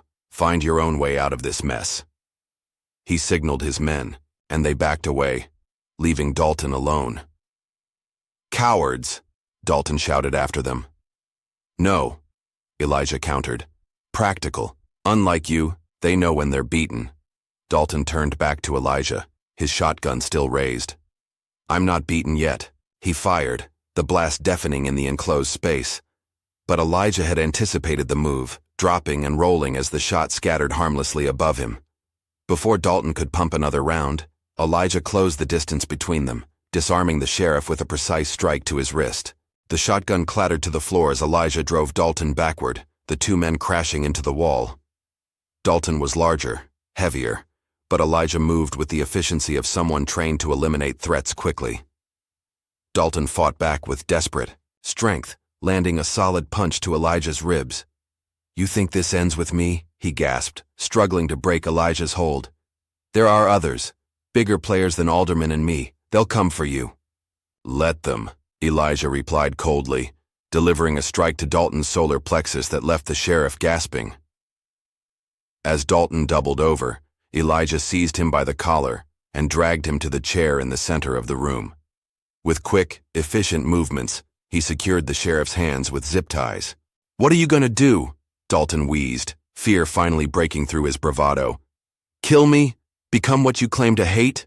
Elijah stepped back, regarding Dalton with cold detachment. "If I wanted you dead, you'd be dead already." He walked to the camera and switched it on, the red recording light blinking to life. "No, Sheriff. I want something much worse for you. I want the truth." Understanding dawned on Dalton's face. "I won't confess," he spat. "Yes, you will," Elijah replied with certainty, "because deep down you're a coward. You've spent your life bullying those weaker than you, hiding behind your badge, your connections. But now it's just you and me, and we both know what you really are." Elijah leaned down, his voice dropping to a whisper that only Dalton could hear. "Start talking, or I'll show you what I learned in places you can't imagine. There are ways to cause pain that leave no marks, Sheriff. Ways that make men like you beg for mercy." Whether it was the cold certainty in Elijah's eyes or the realization that his empire had crumbled, something in Dalton broke. His shoulders slumped, and he began to speak, his confession captured in high definition as the camera recorded every damning word. Outside the training facility, FBI vehicles arrived, followed by state police cruisers. Agent Rachel Vaughn, a sharp-featured woman in her 40s, took command of the situation, ordering a perimeter established around the building. "We have confirmation that Sheriff Dalton is inside," she told her team. "Possibly armed, definitely dangerous. Approach with caution." As they prepared to breach, the main doors of the facility swung open. Elijah Cross emerged, hands raised to show he was unarmed. Behind him, stumbling and disoriented, came Sheriff Dalton, his hands zip-tied in front of him. "FBI," Vaughn called. "Out," her weapon trained on Elijah. "Freeze! Both of you on the ground now." Elijah complied immediately, kneeling and placing his hands behind his head. Dalton, defeated and broken, simply collapsed to his knees. As agents rushed forward to secure both men, Elijah spoke clearly. "Agent Vaughn, inside you'll find a full video confession from Sheriff Dalton, detailing his criminal enterprise and the murder of Angela Cross." Vaughn kept her weapon steady. "We'll sort that out at headquarters, Mr. Cross. Right now, you're both under arrest." "Of course," Elijah replied calmly. "Justice needs to be seen, to be done." As agents handcuffed him, Elijah caught Dalton's eye one last time. The sheriff looked away, unable to meet the gaze of the man who had systematically destroyed everything he had built. The night sky above Oak Ridge was beginning to lighten with the first hints of dawn. As Elijah was led to a waiting FBI vehicle, he glanced toward the horizon, toward the promise of a new day, one without Dalton's corruption poisoning the town Angela had loved so much. It wasn't a happy ending. Angela was still gone. But perhaps, Elijah thought as the vehicle doors closed around him, it was a beginning. A chance for healing, for rebuilding, for justice. The Oak Ridge County Courthouse hadn't seen this much activity in decades. News vans lined the street outside, reporters jostling for position as the most sensational trial in the town's history entered its third week. Inside, the gallery was packed with citizens, many wearing blue ribbons, Angela's favorite color, as a silent show of support for Elijah Cross. In the 6 weeks since the showdown at the training facility, Oak Ridge had transformed. Sheriff Dalton's arrest had triggered investigations that reached far beyond the town limits. 17 officers had been indicted. Martin Alderman's business empire was being dismantled by federal prosecutors. Politicians who had accepted bribes were resigning in disgrace. Elijah sat at the defense table, wearing a suit that hung slightly loose on his frame. Prison food and the stress of the trial had taken their toll, but his posture remained military straight, his gaze steady. Beside him, his attorney Sarah Foster, the same public defender who had visited him in jail, organized her notes for the day's proceedings. "The prosecution is calling Agent Vaughn today," Foster whispered. "She's their last witness before closing arguments." Elijah nodded, his expression revealing nothing. From his position, he could see several familiar faces in the gallery. Marcus, from the community center, Hawk sitting vigilantly at the back, and Maya Chen, who had somehow avoided prosecution despite her role as cipher. The FBI had been more interested in the evidence she'd gathered against Dalton and Alderman than in pursuing charges against her. The side door opened, and the bailiff escorted in the day's main attraction, Sheriff Bill Dalton, now wearing prison orange instead of his uniform. The former sheriff's face was ashen, his once imposing physique diminished by confinement. He avoided eye contact with anyone as guards led him to the witness stand. District Attorney Richard Powell approached Dalton with confident strides. At 55, Powell had built his career prosecuting minor drug offenses and petty crimes, never touching the major players in town. Now, with federal oversight watching his every move, he was determined to show he wasn't complicit in the corruption. "Sheriff Dalton," Powell began, "you've entered a guilty plea to charges of corruption, drug trafficking, money laundering, and conspiracy to commit murder. Is that correct?" "Yes," Dalton replied, his voice barely audible. "And as part of your plea agreement, you've agreed to testify regarding the actions of the defendant, Elijah Cross, during the period following his wife's death. Is that also correct?" "It is." Powell paced before the witness stand. "In your own words, describe the defendant's campaign against you and your department." Dalton cleared his throat. "Cross systematically targeted my officers, my operations. He destroyed property, assaulted police personnel, interfered with legitimate law enforcement activities." "And was there ever any legitimate threat to the public? Safety from his actions?" "Absolutely," Dalton responded, finding his voice. "He used explosives in populated areas. He interrogated and threatened officers. He created public panic." Powell nodded approvingly. "Would you characterize his actions as those of a vigilante pursuing a personal vendetta rather than justice?" Elijah's attorney stood. "Objection, Your Honor. Calls for speculation." "Sustained," Judge Helen Barnes ruled. "Rephrase, Counselor." Powell adjusted smoothly. "In your expert opinion as a law enforcement officer, did Mr. Cross's actions fall outside legal methods of seeking justice?" "They did," Dalton confirmed. "He took the law into his own hands." Powell returned to his table. No further questions. Sarah Foster approached the stand, her expression calm but determined. "Sheriff Dalton, you testified that Mr. Cross targeted your operations. Would you clarify what operations those were?" Dalton shifted uncomfortably. "My department's normal activities. Normal activities like drug trafficking, money laundering, the murder of innocent citizens." Foster's voice remained even, but her words cut like knives. "Objection," Powell called out. "Argumentative." "Withdrawn," Foster replied before the judge. "Could rule." "Sheriff Dalton, did you order the traffic stop that led to Angela Cross's death?"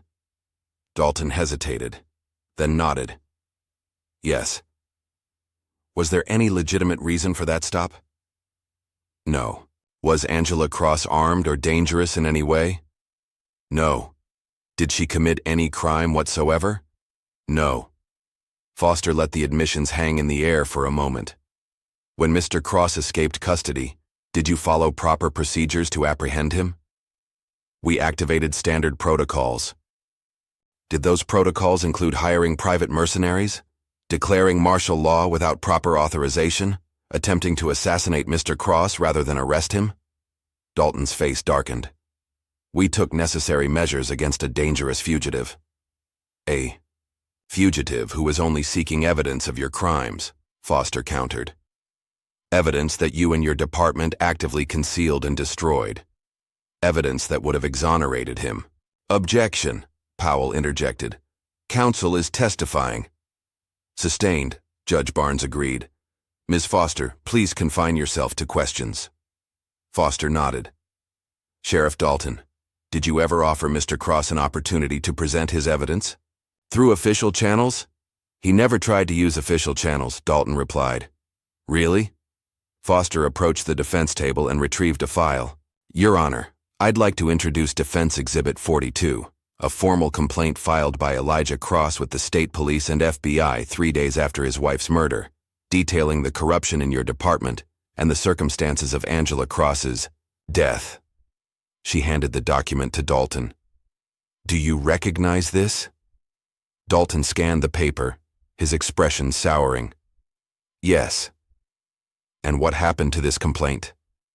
It was not processed. Not processed, Foster repeated, because you personally contacted your allies in both agencies to ensure it disappeared. Correct? Dalton's silence was answer enough. Foster turned to face the jury. One final question, Sheriff. Given that you controlled the police, the evidence, had allies in state and federal agencies, and were prepared to murder to protect your criminal enterprise, what legal recourse did Mr. Cross actually have to obtain justice for his wife's murder? Powell shot to his feet. Objection, Your Honor. Speculative and argumentative. Your Honor, Foster countered. The prosecution's entire case rests on the claim that Mr. Cross had legal alternatives he chose to ignore. This question goes to the heart of his defense of necessity. Judge Barnes considered, then nodded. I'll allow it. The witness will answer. All eyes turned to Dalton, who looked trapped. After a long moment, he muttered, I don't know. You don't? No, Foster echoed. Because there wasn't one. No further questions. As Dalton was led from the courtroom, the gallery buzzed with whispers. Elijah remained focused, showing no reaction. The next witness was FBI agent Rachel Vaughn. Unlike Dalton, she walked to the stand with confidence, her FBI credentials prominently displayed on her blazer. Powell approached her cautiously. This witness was a double-edged sword. Her testimony could help convict Elijah for his vigilante actions, but she was also responsible for exposing the corruption that had made those actions necessary. Agent Vaughn, please describe for the court your involvement in this case. I was assigned to investigate allegations of corruption in the Oak Ridge Police Department following the viral spread of dashcam footage showing Angela Cross's shooting, Vaughn testified. Initially, I encountered significant resistance from Sheriff Dalton and local officials. When Mr. Cross began his campaign against the department, I was tasked with apprehending him. And you ultimately arrested Mr. Cross at the police training facility, correct? Yes. He surrendered without resistance and provided us with Sheriff Dalton's videotaped confession. Powell nodded. In your professional assessment, were Mr. Cross's actions those of a man seeking justice through proper channels, or those of a vigilante? Vaughn paused, considering her answer carefully. Mr. Cross employed methods that fall outside the boundaries of legal justice seeking, she said finally. However, it's also true that the normal channels of justice in Oak Ridge had been compromised. Powell frowned slightly at the qualification. But he broke numerous laws in his pursuit of Sheriff Dalton, did he not? He did, Vaughn confirmed, though it's worth noting that without his actions, we would not have uncovered the full extent of the corruption in Oak Ridge. Powell quickly ended his questioning, and Foster approached for cross-examination. Agent Vaughn, when you first arrived in Oak Ridge, were you aware of the level of corruption in the local government? No, Vaughn admitted.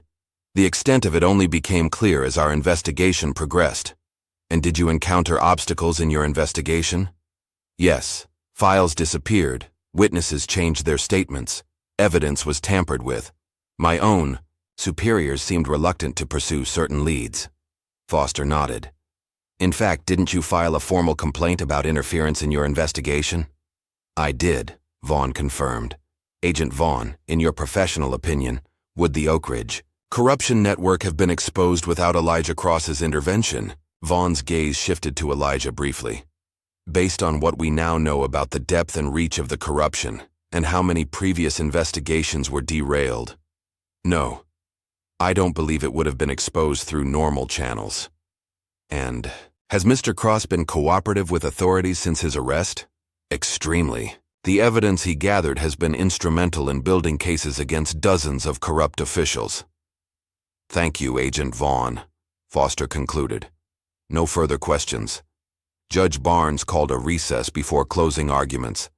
In the hallway outside the courtroom, Elijah stood with Foster reviewing strategy. The jury is sympathetic, Foster told him. Many of them have lived under Dalton's corruption for years, but the legal bar for necessity as a defense is high. What are my chances? Elijah asked. Foster sighed. Honestly, 50-50. Your actions saved this town, but you broke a lot of laws doing it.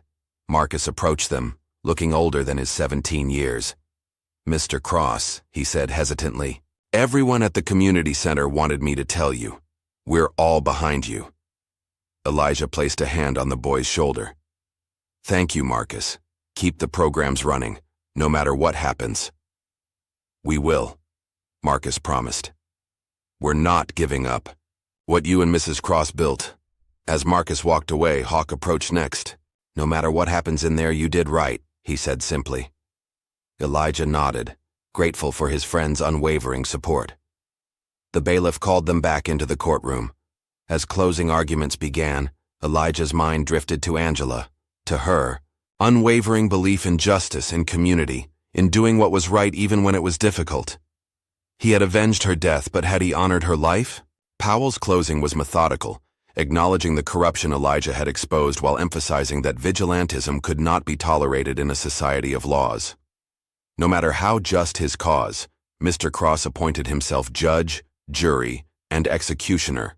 He concluded, that is not justice, that is chaos. Foster's closing was passionate. She detailed the systematic corruption that had killed Angela and prevented any legitimate investigation. When the system itself is corrupt, she argued, following the system's rules becomes not just feudal, but complicit. Elijah Cross did what any of us would have done if we had his courage. He sought justice when justice had been buried. As the jury filed out to deliberate, Elijah sat perfectly still, his face a mask of calm. Whatever came next, he had done. What needed to be done? Angela's killers would never hurt anyone again. The deliberation lasted 3 days. When the jury finally returned, the courtroom fell silent. On the charge of assault on law enforcement officers, how do you find? Judge Barnes asked the foreman. We find the defendant guilty, Your Honor. Elijah's expression didn't change. On the charges of destruction of property and illegal weapons possession, how do you find? Guilty, Your Honor. Foster squeezed Elijah's arm reassuringly. On the most serious charge of vigilantism resulting in bodily harm, how do you find? The foreman hesitated. Not guilty, Your Honor. We find the defense of necessity was met. A murmur ran through the courtroom. Judge Barnes called for order. Elijah Cross, please rise for sentencing. Elijah stood, his back straight, eyes forward. This court has rarely faced such a complex case, Judge Barnes began. Your actions exposed corruption that had poisoned this town for decades. You acted when the normal channels of justice were closed to you. Yet you also took the law into your own hands, and that cannot go unpunished. She paused, studying him. For the charges on which you have been convicted, I sentence you to 3 years probation, with community service to be performed at the Oak Ridge Community Center, continuing the work you began there. Gasps and whispers erupted throughout the courtroom. Powell looked stunned. This court is adjourned, Judge Barnes declared, bringing down her gavel. As the spectators filtered out, Elijah stood motionless, still processing the verdict. Foster was beaming. It's over, she told him. You're free. Free. The word echoed strangely in his mind. Without Angela, without the driving purpose of exposing her killers, what did freedom mean? Outside the courthouse, reporters swarmed, shouting questions. Elijah pushed through them without comment, searching for a moment of quiet to collect his thoughts. In the parking lot, he found Agent Vaughn leaning against her car, waiting. Congratulations, she said simply.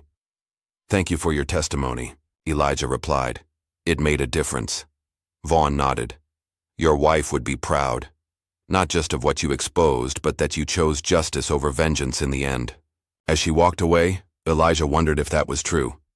Had he really chosen justice over vengeance? Or had they simply aligned in the end? Either way, Angela's killers would face justice. Dalton would spend decades in prison. Alderman's empire was dismantled. The corrupt system that had protected them was exposed. It wasn't enough. Nothing could be with Angela gone, but perhaps it was a start.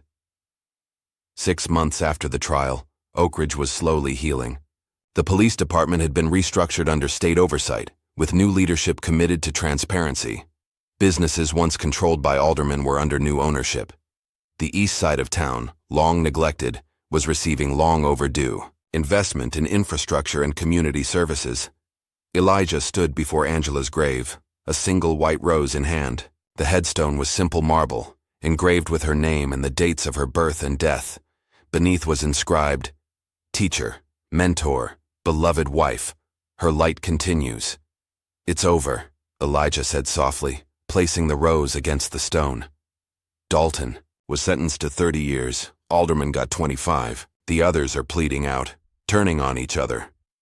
He paused, struggling with the lump in his throat. They can't hurt anyone else now.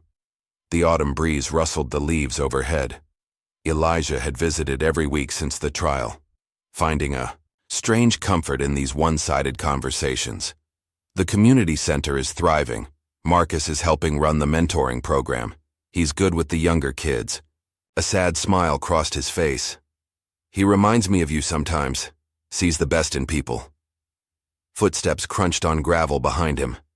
Elijah didn't turn, recognizing the careful, respectful pace. "Mr. Cross?" Marcus's voice was hesitant, not wanting to intrude. "It's okay, Marcus," Elijah said, turning to face the teenager. In the month since Angela's death, Marcus had grown taller, more confident, stepping into leadership roles at the community center. "I didn't mean to interrupt," Marcus said. "Just wanted to pay my respects." Elijah stepped aside, allowing Marcus to approach the grave. The boy placed a small, handmade card beside Elijah's rose. "The kids in my tutoring group made it," Marcus explained. "They wanted Mrs. Cross to know they're keeping up their grades." Elijah felt a tightness in his chest that was both pain and gratitude. "She'd be proud of you. Of all of you." They stood in silence for a moment, united in remembrance. "You taught me that violence isn't the answer," Marcus said finally. "That discipline and focus are better weapons than anger." Elijah winced slightly. After everything that had happened, those lessons seemed hollow.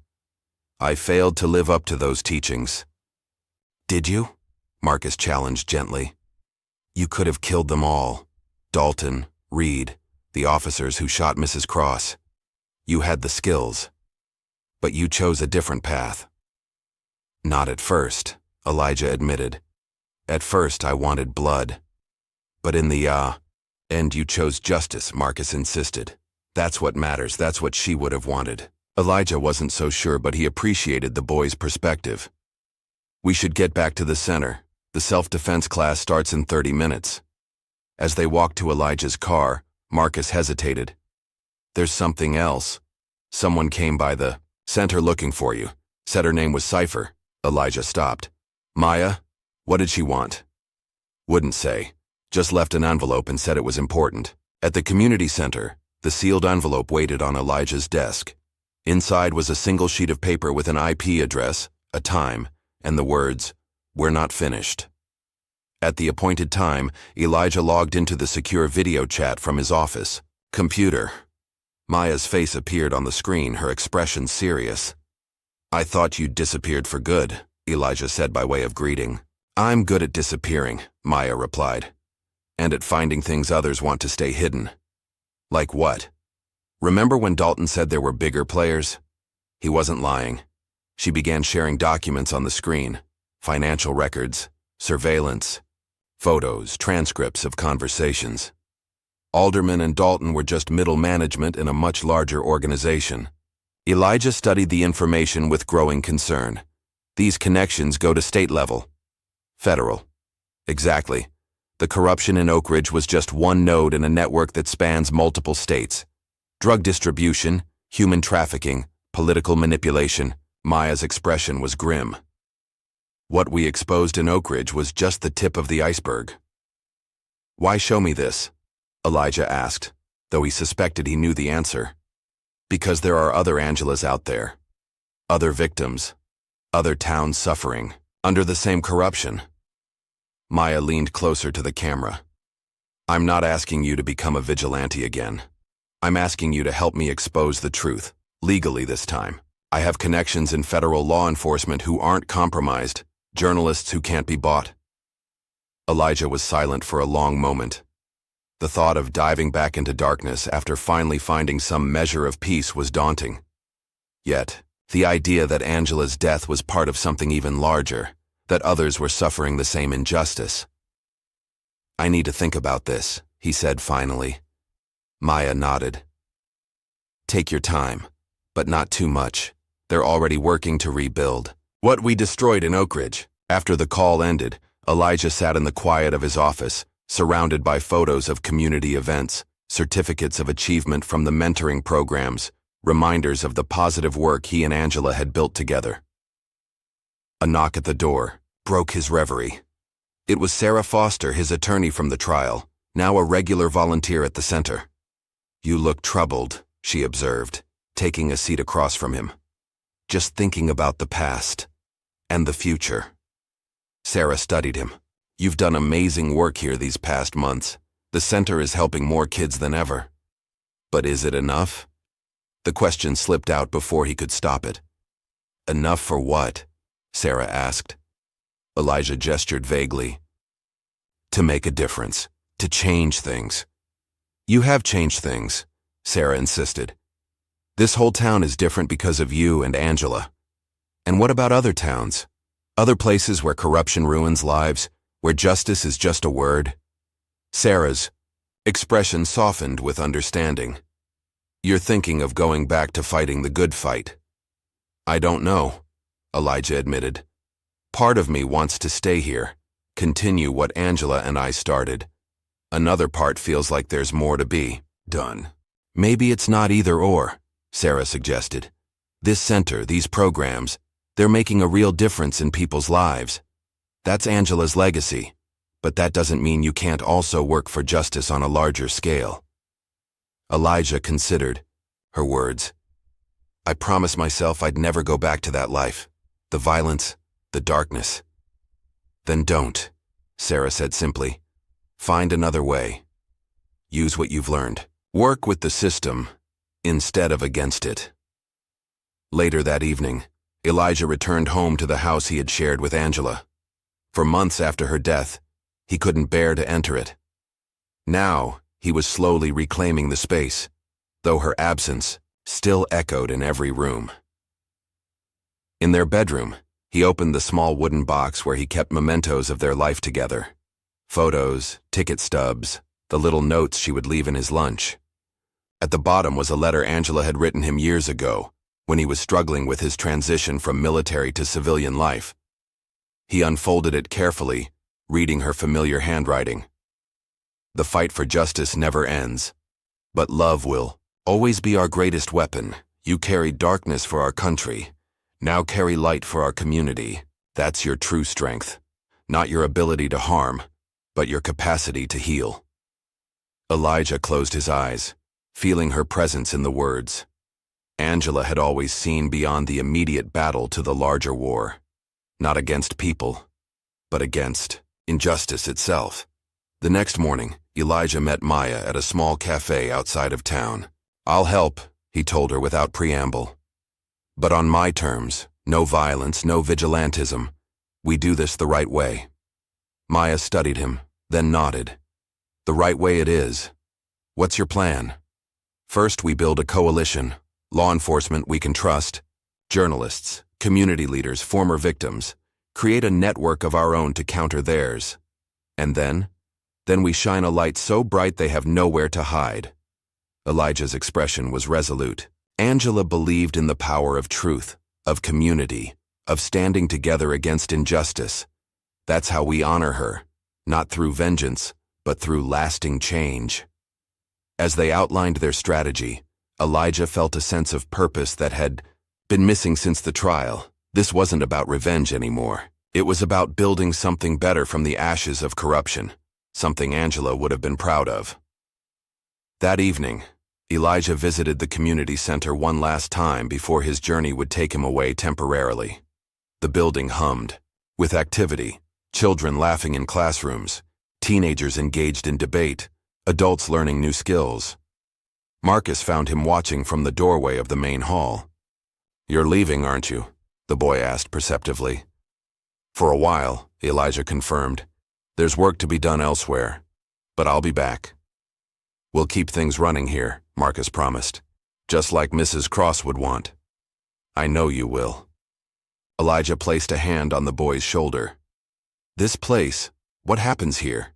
It matters. Even when it seems like the problems out there are too big, changing one life at a time still matters. As the sun set over Oak Ridge, Elijah stood on the wide steps of the community center, watching the golden light bathe the town. So much had changed in the year since Angela's death, the corruption exposed, justice served, community rebuilt. Yet the work was far from over. Perhaps it never would be. Elijah thought of Angela's words again. The fight for justice never ends, but love will always be our greatest weapon. With that truth in his heart, Elijah Cross stepped forward into the fading light, ready to carry on. What would you be willing to sacrifice for justice in a world where the system itself is corrupt? Elijah Cross's journey from vengeance to redemption reminds us that true strength lies not in our capacity for violence, but in our commitment to what's right. If this story resonated with you, please like, subscribe, and share to support more powerful narratives of justice and redemption.